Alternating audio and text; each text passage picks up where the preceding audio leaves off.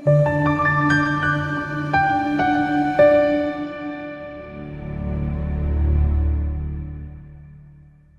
kakhulu ukuthi sibheke udaba lwababukisi nawe kugama kuphasta channel ngifliki kwaba la nomubukeli nje kade ebheka ivideo la wese comment ethi ke amavideo ugcine engawaqedanga amavideo because ngikhuluma isikhathi eside lokho kungimaze kakhulu ngaze kuthi amavideo a short ngokuthi amavideo abifunga lalisisa amavideo ami ngobhekisa wona amavideo amafisha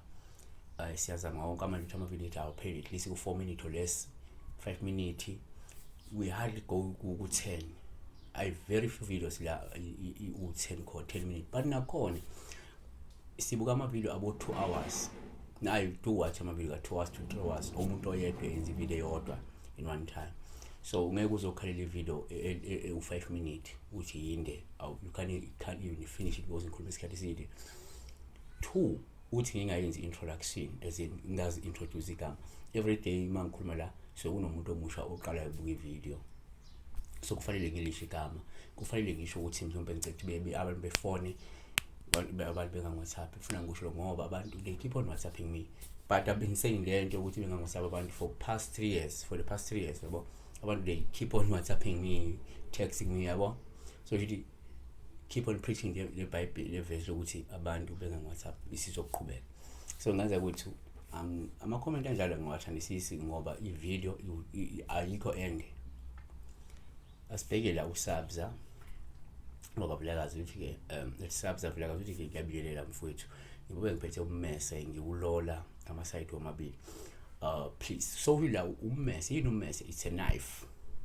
yini knife ummese abantu bathi umbese ilento sika ngayo inyama oqoba ngayisinkwa njalo njalo so uyayilola yini ukulola is to sharpening your knife or sharpening a knife ukulola ummese so sharpening can be ngabe mhlawumbe with sandpaper ngabe ifile but ifile isingisi can be a stone or any or a grinder but usukulola lapho so nake singakusho la number 1 uma ubupha la ummese siyesithathe njengophauluhle uma ulola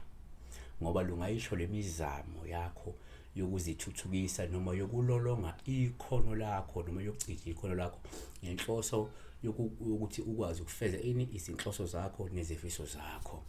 Izaga 9:9 siphe isihlakaniphi siyakwanda ngokuhlakanipha fundisa olungileyo uyakwendezela emfundweni yabo 2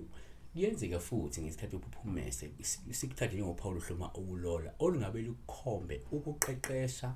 ukulolonga ukucija noma ukucebisa noma ukukhaliphisa omunye umuntu ngobuhlakani bakho Izaga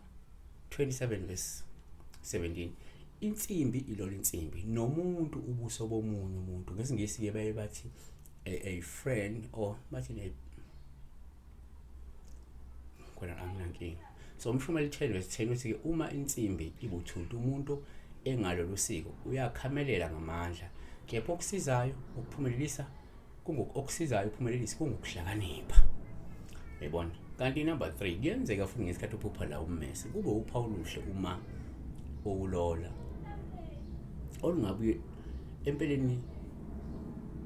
olubi kwesinye isikhathi uma ulola olusho ukuthi kungenzeka wena ugcwele intukuthelo noma amaqhubu noma inzondo futhi ngenze kufuna ukusiphindisela komunye umuntu futhi ngenze kulolelolona kanti lento likhomba ukuthi kunalamaqhubu kunalentukuthelo kunalola kunalenzondo nayo komunye umuntu ukusiphindisela kuye uthi Deuteronomy 32:41 uma ngilola inkemba yami ebenyezelayo ngesandla sami siyabambelela ekwahluleleni ngiyakubuyisela impindiselo kwabamelene nami ngibaphindisele abangizondayo kanti kwaMahubo 7:27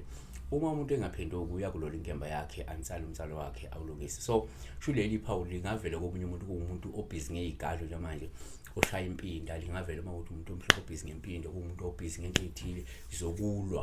ophethe into zokulwa osebenzisa imithi yokulwa yabo 4 kuyenzeka futhi ngesikhathi uphuphala umenze kube uphawu olubi kwesinye isikhathi yabo uma ulola ummese olusho ukuthi ungase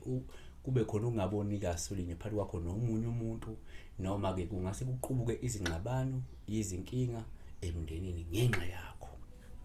uHezekiel 21:9, indodana yomuntu, prophetha uthi, isho kanjani inkosi? Ithi, thana, inkemba